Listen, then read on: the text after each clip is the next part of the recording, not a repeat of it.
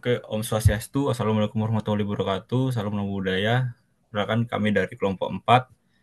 Di sini kami akan melakukan presentasi tentang studi pengambilan data suhu permukaan danau berdasarkan citra satelit Landsat 8, studi kasus di Danau Poyang. Mohon izin Bapak Idewo Nyoman Nurweda Putra, kami akan melakukan presentasi. Di sini adalah anggota kelompok kami, kelompok 4. Kemudian ini adalah visi misi program studi ilmu kelautan. Nah, latar belakang. Poyang Lake merupakan danau air tawar terbesar di Tiongkok yang sangat penting dalam siklus hidrologi, karbon, dan nutrien. Fluktuasi suhu air permukaan danau, Lake Surface Temperature atau LST, mempengaruhi ekosistem iklim global dan kehidupan masyarakat. Namun pemantauan suhu air secara konvensional dianggap kurang efisien dan tidak mencakup wilayah yang luas. Oleh karena itu, teknologi penginderaan jauh, khususnya menggunakan citra satelit seperti Landsat 8, digunakan untuk memantau LST secara luas, efisien, dan akurat. Penelitian ini bertujuan mengekstrak LST dari citra satelit 8 pada periode Agustus sampai Oktober tahun 2020 dan 2021 untuk mengevaluasi dampak anomali iklim global terhadap suhu danau.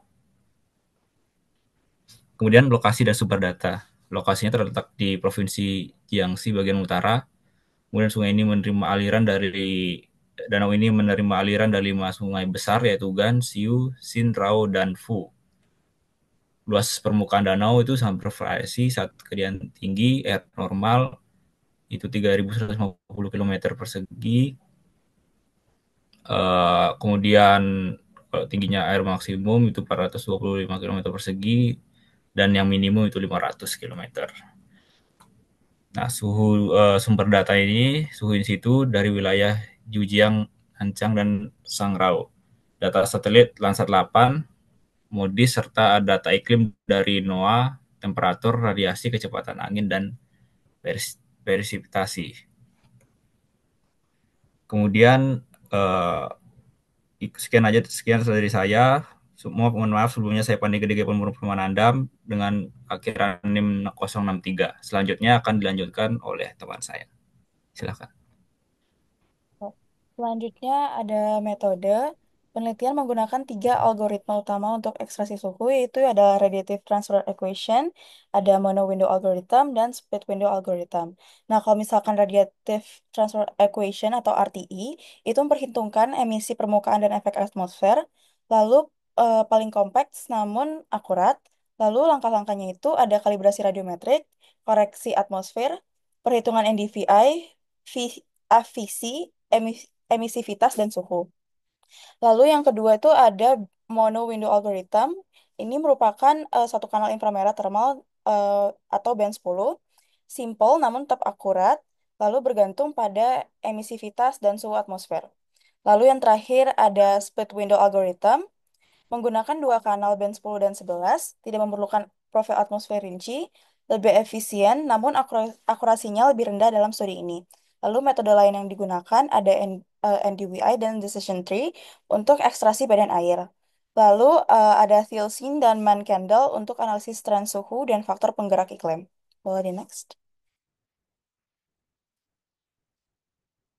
Lalu untuk hasilnya dapat dilihat pada eh, PowerPoint bahwa perbandingan metode menunjukkan bahwa RTI memiliki RMSI dan MAI terendah dan ini merupakan eh, paling akurat. Lalu untuk MW-nya cukup baik, SW-nya paling kurang akurat dengan koefisien korelasi tertinggi 0,983.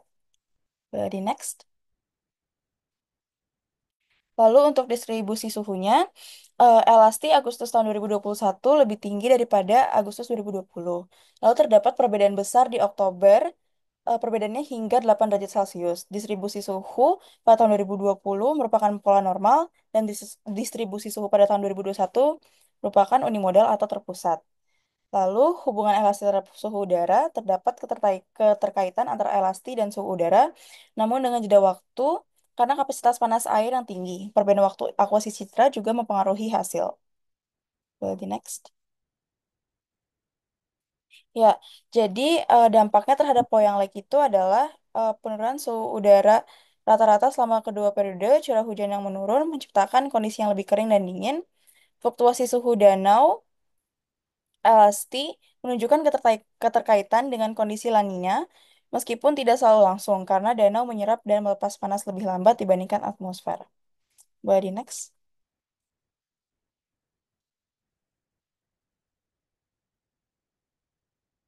Ya, akan dilanjutkan oleh teman saya.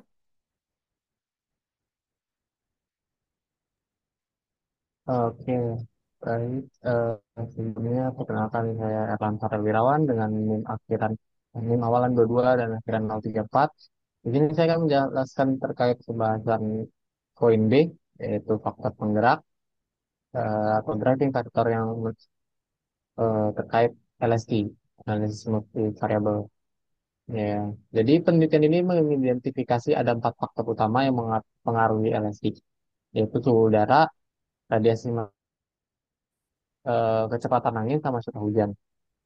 Dengan menggunakan estimasi median tail send dan uji trend and candle, ditemukan bahwa tren suhu dan kecepatan angin cenderung konsisten. Sementara radiasi global meningkat dan curah hujan mengalami penurunan selama periode pengamatan.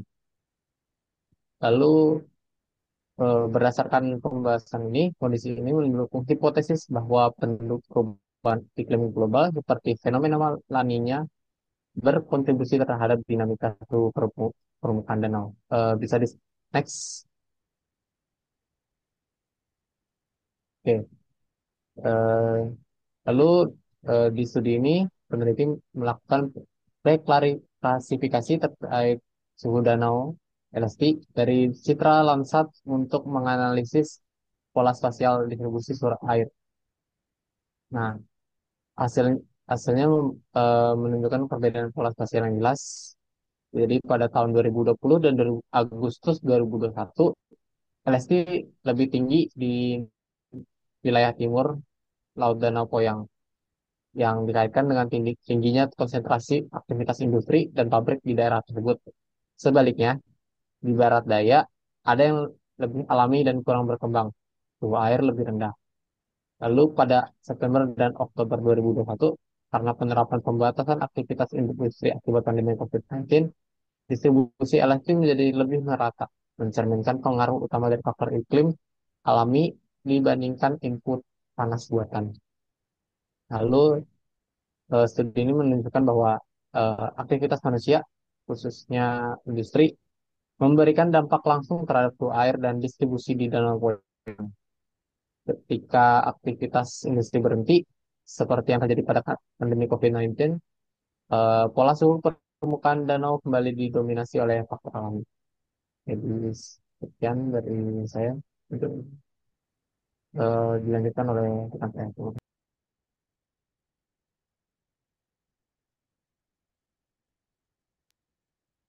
Ya, mohon izin.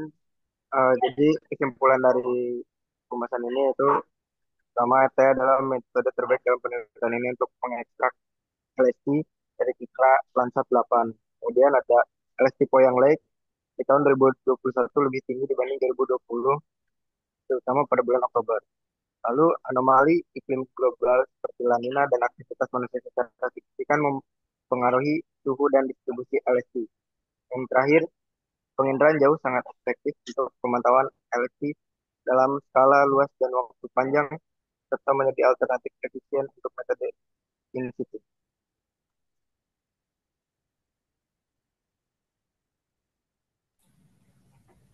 Oke, sekian presentasi dari kelompok kami. Apabila ada kekurangan ataupun kesalahan kata mohon dimaafkan. Dari kami ucapkan terima kasih dan Om Santi, Santi, Santi Om.